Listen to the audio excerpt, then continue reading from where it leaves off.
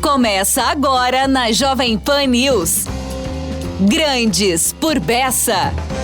A plataforma feita especialmente para pessoas com muita personalidade. Olá, muito bom dia. Estamos começando mais um Grandes por Bessa aqui na Jovem Pan Curitiba, para todo o Paraná, neste sábado, 7 de setembro, nosso feriado nacional. E hoje eu tenho o prazer de receber aqui o meu primeiro convidado, o presidente da Federação das Indústrias do Estado do Paraná, Edson José de Vasconcelos. Bom dia, presidente. Tudo bem? Bom dia, Bessa. É um prazer estar aqui contigo. Prazer é nosso também. Muito obrigado por atender aqui ao nosso convite para vir bater esse papo hoje aqui. Vamos falar aqui sobre essa importante instituição do Paraná, que é a nossa FIEP, né? A Federação das Indústrias do Estado, que completou aí recentemente, né? Se não me engano, agora em agosto, dia 23, 80 anos. Não, foi dia 17, na verdade, o aniversário. 17 de agosto. De agosto, mas nós comemoramos dia 15. Dia 15. Dia 15. 2 dias antes. 2 dias antes. Nós aproveitamos alguns eventos que já aconteceriam para a gente poder fazer o evento de fato festivo, né? 80 anos, né? 80 anos. Ela é uma das mais antigas, né, do Brasil, então, deve ser. A maioria das federações nasceram no mesmo período, né? Junto com a criação do Senai, depois do SESI. O Senai Paraná é um ano mais velho que a Federação das Indústrias. E aí, no Brasil todo, foi mais ou menos na ordem de 40... 44, na maioria das federações foram nesse período. Nesse período. E junto, né, você falou junto com o Senai e SESI, né, que são duas instituições afetas à FIEP, né? Estão no bojo hoje da Federação do Sistema FIEP. Sistema FIEP, né? Quando a gente fala FIEP. de FIEP, a gente fala de sistema, né? Sistema FIEP. SESI, Senai e IEL estão abaixo da federação, dentro do conjunto federativo, onde nós temos a Federação das Indústrias, tem uma missão existencial de potencializar a industrialização do Estado do Paraná. Certo. E para isso nós temos ferramentas, tanto o Senai quanto o SESI e o próprio IEL, que da porteira para dentro ajudam muito, né, dentro do empresário, na capacitação do seu colaborador, no cuidado com a saúde, com a cultura, na capacitação dos seus líderes, na inovação e tecnologia. Daí nós temos as casas que estão dentro dessa missão. O IEL é o Instituto Evaldo Lodge, né? Instituto Evaldo Lodge. Evaldo Lodge, que está mais voltado aí à capacitação de... estágios e capacitação corporativa, executiva. E vocês também têm o Colégio SESI, né? Colégio SESI é um braço do SESI, né? O SESI, nós trabalhamos com segurança e saúde do trabalho, cultura e educação, principalmente que nós falamos educação fundamental, ensino médio. Nós temos o Colégio SESI aí que tem um compromisso dentro do nosso bojo de melhorar a entrada na rampa do profissionalizante. Então, nós sempre percebemos que a entrada do aluno do ensino médio tinha interferência direta para nós do profissionalizante. Então, o Colégio SESI vem cumprir uma missão. Certo. Antes de seguirmos aqui, Edson, com a nossa entrevista, né? Deixa eu só situar o nosso ouvinte aqui. Você está no cargo desde... outubro de 23. Você vai fazer um ano agora, então... Em outubro de 24. 24, né? Certo. Você é industrial em Cascavel, né? Sua cidade natal. Foi eleito em agosto do ano passado. Mas o mandato começou em outubro de 2023, como você disse, né? Foi eleito pela chapa Somos Indústria, Somos FIEP, né? Eleita com 63 votos e na época, né? A outra chapa que disputou com você era liderada, a chapa União pela Indústria, era liderada pelo industrial aqui de Curitiba, Romeu Barion, né? Que teve 32 votos. Na época falou-se, né? Você ainda seguindo aqui com o teu currículo, você é engenheiro civil e foi vice-presidente do Conselho de Infraestrutura na outra gestão, é isso? Fui vice-presidente da federação durante um período e coordenador do Conselho de Infraestrutura. Coordenador, certo. E foi vice-presidente da federação. Certo. Eu me lembro que quando da sua eleição falou-se que era aquele velho embate, né, interior versus capital. Teve isso ou não? Não. Não. Porque, que eu me lembre, né, os últimos presidentes da FIEP eram... Bom, o seu antecessor foi o Walter Pedro Martins, que é de Maringá, não é? Sim. Então já representava o interior também, Sim. né? Antes dele foi o Edson Campanholo, certo? Sim. Então, acho que até teve mais representantes do interior mesmo. Não. Não? Não. Nós tivemos até 2011... Não, os últimos pelo menos, né? Até 2011, então de 1944 até 2011, só presidentes da capitais. Ah, só? Só da capital. Só da capital. Aí tivemos, eu sou o terceiro do presidente do interior. Nesses 80 anos, você é o terceiro? É o terceiro presidente do interior. Não há. Na verdade, assim, houve sim um presidente daqui, poderia ser de outra região do estado, e eu que era do interior, mas não era um embate capital-interior. Não foi exatamente... Não. Tá. Mas de qualquer maneira, né, sendo você o terceiro presidente do interior em 80 anos, isso, na sua opinião, isso tem um significado de por que o interior nunca era contemplado com a presidência da entidade máxima da indústria do Paraná? Assim, nós temos uma linha histórica da indústria que a capital, a região metropolitana, ela foi muito robusta durante muito período. Se você pegar o PIB industrial paranaense, a capital e a região metropolitana, até 20 anos atrás, era grande massa industrial. Porém, o interior cresceu muito, né? A região oeste é o segundo PIB industrial do estado hoje. Então, nós temos um afloramento do potencial industrial. Na minha região, em 1950... no mapa, se você pegar, era terra despovoada. Maringá era terra despovoada. Então, nós não tínhamos uma capacidade industrial vista do interior. Hoje, não. Hoje nós temos... Todo mundo fala, não sou eu, nem necessariamente a federação, que a indústria de alimentos do Paraná, que é a prateleira de alimentos do mundo, ela é subsidiada no interior. Então, a indústria do alimento, a indústria do agro, ela é muito pujante. Inclusive, as projeções, antes de vir aqui, eu estava na OCEPAR, a projeção de crescimento da indústria do agro, na pior hipótese, até 2030, é dobrar. Mas não vai dobrar na capital, vai dobrar no interior. Claro. Entendeu? É lá que estão as terras, né? É lá que estão as terras. Então, nós percebemos, sim, que há uma robustez. O Estado começa a se adensar de uma forma industrial diferenciada do que foi nos últimos 50 anos, que era percebido uma pujança maior na capital, né? Bom, hoje, Edson, a FIEP, o sistema FIEP, você já falou aqui, mas a parte industrial do estado, né? Ela atualmente, me corrija aqui se eu estiver errado, ela representa 37 segmentos industriais em atividade no Paraná, totalizando cerca de 76 mil empresas ou indústrias, né? Exatamente. Então nós temos N setores: setor da construção civil, indústria da construção civil, metal mecânico, setor da madeira. Temos vários setores dentro do bojo da federação e dentro do estado, mas com algumas características bem delineadas, vamos dizer assim. As indústrias automobilísticas também estão aí, né? Metal mecânico. As montadoras. Nós temos lá grupos, inclusive, de trabalho só no setor automotivo, que é robusto, é o segundo polo automotivo do Brasil, nosso Paraná. Mas mostra, sim, que o Paraná é a quarta força dentro dos 27 entes federados. O Paraná tem uma indústria extrativa muito pequena comparada ao Rio de Janeiro e Minas Gerais. O Rio de Janeiro tem a Bacia de Campos, então é um pacote muito grande. Se você tirar a Bacia de Campos da indústria, do pacote indústria, e deixar só a indústria de transformação, o Paraná passa o Rio de Janeiro. O Paraná vira a terceira força brasileira quando se fala de indústria de transformação. E muito próximo de Minas Gerais, porque Minas Gerais também tem a Vale do Rio Doce, é um conjunto extrativo muito forte ligado à questão de mineração, que nós colamos no segundo lugar. Hoje a ordem, então, é São Paulo, Rio, Minas e Paraná. Paraná. Tirou a indústria extrativa, nós viramos o terceiro. E se nós conseguirmos ajustar algumas coisas que são limitantes, vitais para a indústria paranaense, eu tenho certeza que nós passamos Minas Gerais.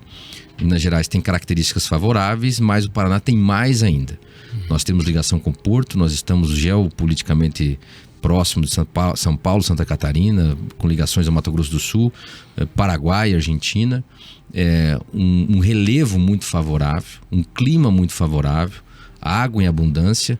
Minas Gerais tem um relevo não tão favorável, não tem ligação ao porto, tem uma dependência de outros estados. O que nós precisamos entender, quais são esses fatores que nos fazem mais ou menos atrativos ao poder de vir aqui alguém montar uma indústria, escolher o Paraná para montar o seu domicílio industrial. Quem monta uma indústria, muito difícil, vende só no seu estado, vende só no seu município, vai vender para outros estados e outros países. Então a luta nossa sempre será por ter o domicílio industrial no Paraná. E para isso nós temos alguns fatores fundamentais. Infraestrutura, eu acho que hoje é o maior. Quando nós ouvimos a agroindústria falando que vai dobrar de tamanho, na pior hipótese, na melhor projeção eles triplicam. Nós entendemos a dificuldade dos corredores de escoamento. O Paraná vende para o mundo, é prateleira de alimentos do mundo, mas não consegue vender no norte do país por uma questão básica, que é o custo logístico do brasileiro. Se você pegar o valor pelo peso do nosso produto e colocar num caminhão, ele não chega na Bahia. O valor do produto, ele some no transporte terrestre. Então, ou seja, é mais fácil colocar esse produto lá na Ásia, na Índia, com certeza. Ou mesmo em outro continente do que no próprio Brasil. Para você entender o número de grandeza, Bessa, nós contratamos um especialista, principalmente para a gente entender a nossa dificuldade da interconexão modal, rodo, ferro, portuária. Nós estamos com problemas portuários graves no sul e sudeste. Nós precisamos entender como chegar com a ferrovia e com a rodovia. E nós contratamos o Dividino, que foi superintendente do porto durante um bom tempo, acabou com as filas do porto, para fazer o mapa logístico e a interconexão modal. Mas dentro desse trabalho ele fez o custo logístico de 1.000 quilômetros do porto. 1.000 quilômetros até o porto e do porto chegando na Ásia. Custa $97 para a gente levar lá da região do interior até chegar na Ásia. Desses 97, 37 são marítimos. Esses 37 marítimos nós podemos otimizar, porque se melhorar o calado, pode chegar a atracar navios maiores e melhorar o custo do frete. Mas os outros $60 estão em 1.000 quilômetros rodo ou ferro. E aqui nesses 1.000 quilômetros nós perdemos $12 por incapacidade da estrutura logística. Ou é com demurge, ou é com retroárea, ou é com um caminhão que demora 5 horas para carregar em Cascavel, 10 para chegar no porto e 18 para descarregar. Isso vira tarifa. É a mesma coisa. Isso se não tiver um acidente no meio do caminho. Se não tiver uma pedra caindo na serra e nós não temos outro caminho para chegar no porto. Então a importância para nós termos um projeto de médio e longo prazo, entendendo a dificuldade que nós temos para permitir que cresçam, porque eles estão falando que querem crescer. Que nós vamos ter que falar para eles daqui a pouco, vocês não podem crescer. Com um agravante. O Mato Grosso do Sul quer crescer. O Paraguai quer crescer. E todo esse pessoal quer passar por aqui para chegar em Paranaguá. Então, se a ferrovia não chegar lá para eles não virem de caminhão, um amigo nosso em Ponta Grossa, num evento, falou assim: eu não sei os caminhos que levam a Roma, mas todo mundo passa em Ponta Grossa. Então nós vamos ter um colapso da nossa infraestrutura e nós precisamos, de fato, ter um planejamento de médio e longo prazo, inclusive para projetar essa ambição de ser o segundo colocado a nível de Brasil. E aí entra uma interlocução muito forte com o governo, né? Com os governos. Os governos. O Porto de Paranaguá é um porto federal com administração local. Sim. O que nós precisamos é olhar um pouquinho atrás da montanha. Nós precisamos de planejamento de médio e longo prazo, que transcendam um governo, que seja um plano de Estado.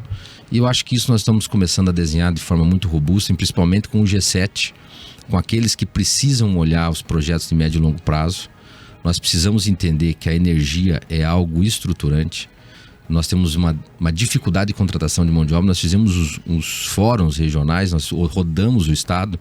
E o maior problema hoje é a empregabilidade.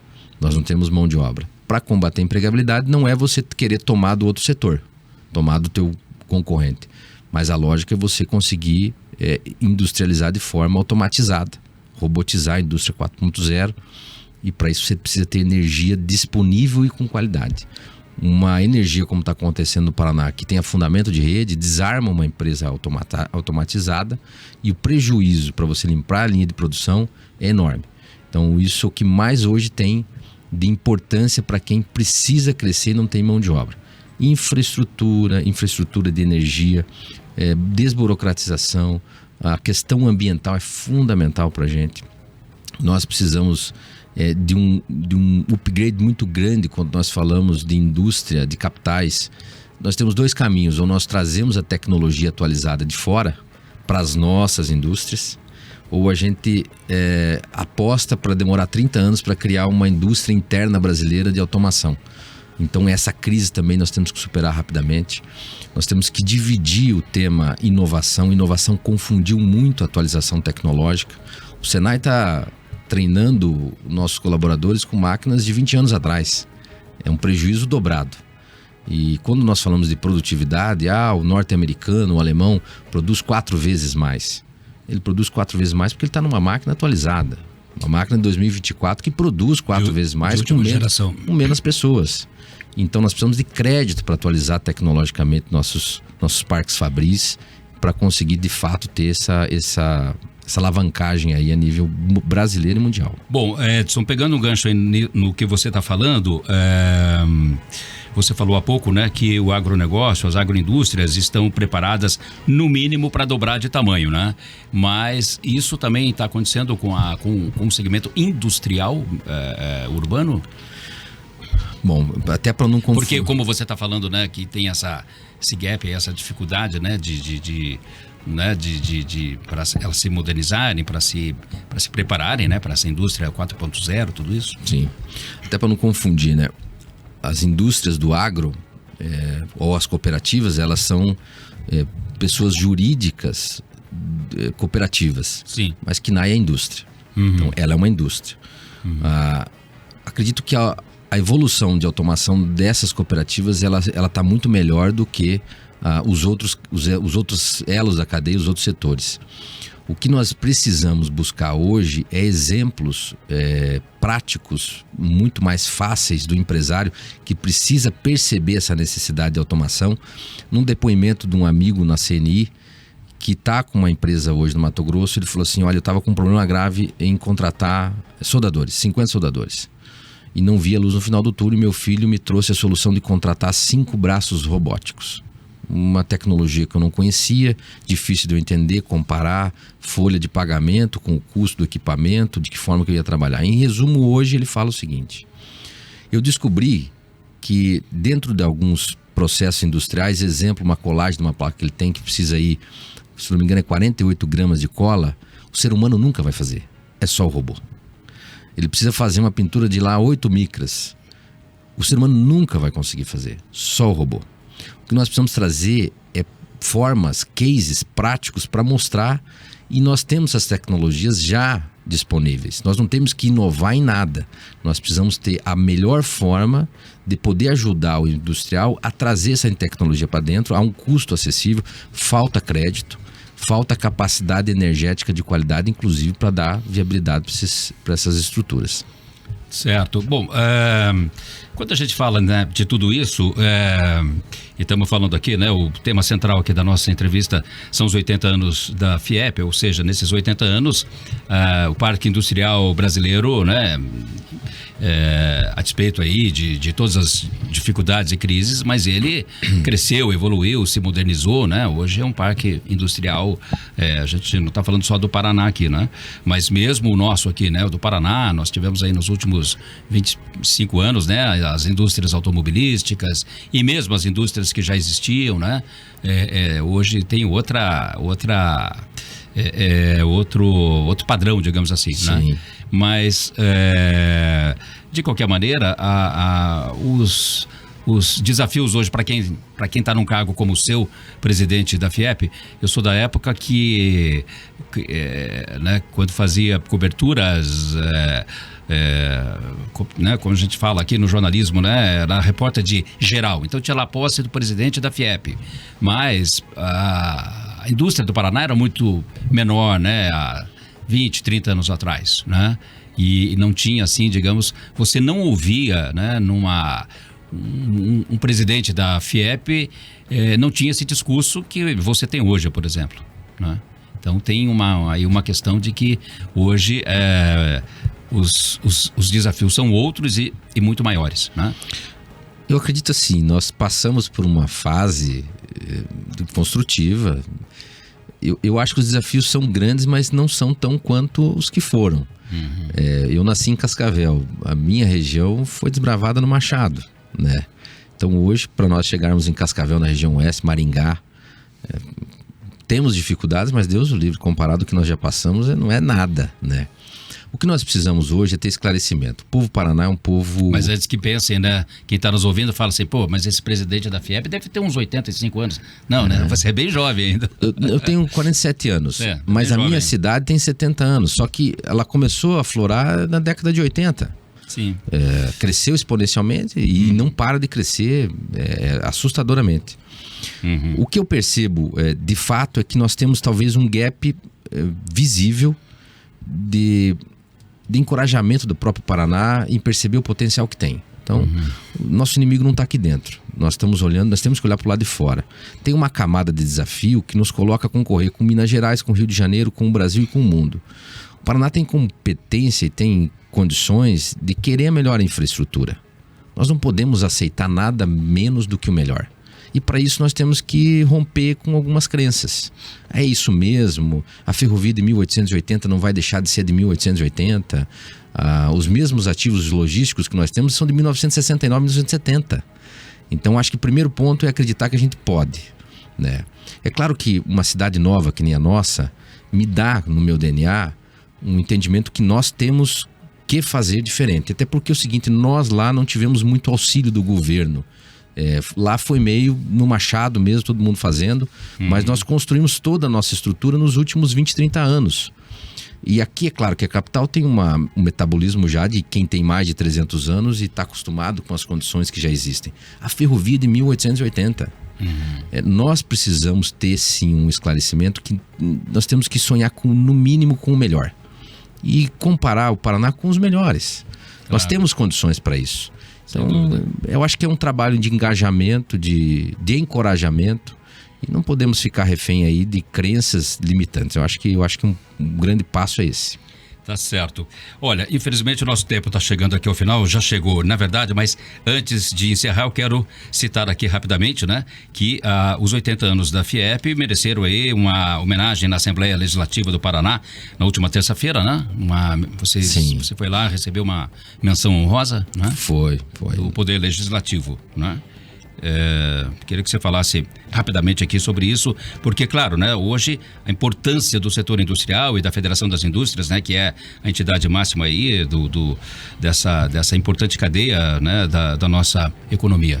É uma alegria representar a Federação numa data tão importante. Fazer um histórico da coragem daqueles que acreditaram, né, e até citei lá na Assembleia.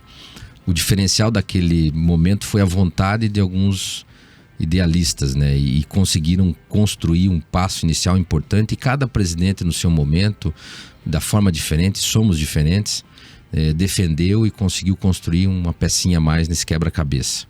Mas a importância também de representar a federação, como você mesmo falou, com grandes desafios pela frente. Os momentos são distintos, pós-pandemia traz uma nova configuração mundial, mas nós acreditamos demais na nossa diretoria e no industrial hoje do Paraná, nas estruturas que nós temos governamentais para poder sim olhar o futuro de forma confiante. Tá certo. Bom, conversei aqui com o presidente da Federação das Indústrias do Estado do Paraná, Edson José de Vasconcelos, sobre os 80 anos da FIEP, sobre, né, a própria FIEP, como é que ela está hoje, o que ela representa, a sua importância cada vez maior, né, para a economia do Paraná. Só para a gente ter uma ideia aqui, a indústria paranaense hoje movimenta, é isso mesmo, Edson, 130 bilhões de reais por ano? Não, esse é o PIB dela. O PIB. Ela movimenta muito mais. Só para você ter uma noção, a indústria do alimento, do agro, só das cooperativas, só hoje já fatura 200 bilhões. Só o agro? Só o agro. Então, como diriam os gaúchos, o PIB é o valor agregado na transformação. Sim, nós agregamos 130 bilhões. Certo. Só de valor agregado. Mas o faturamento, se você pegar só o Boticário, você vai ver que somar Boticário, Coamo, algumas Klabin, algumas grandes aí, assustador. Supera o PIB de muitos países aí. De muitos países. Tá certo. Edson, mais uma vez, muito obrigado. Prazer em tê-lo aqui no Grandes por Bessa. Espero que você volte em outras ocasiões, né? Especialmente, e muito obrigado por estar aqui hoje com a gente, neste sábado, conversando aqui com os nossos ouvintes, com o público do Grandes por Bessa. E eu que agradeço o espaço. Tá certo. O Grandes por Bessa faz um rápido intervalo e, na sequência, eu vou conversar com o advogado Natan Baril, que é presidente do Fundo Comunitário do Paraná. Ele vai falar aqui sobre o evento que aconteceu esta semana no Centro Israelita do Paraná e que trouxe 2 dos reféns resgatados do grupo terrorista Hamas. É um instante só e a gente já volta. Você está assistindo Grandes por Bessa.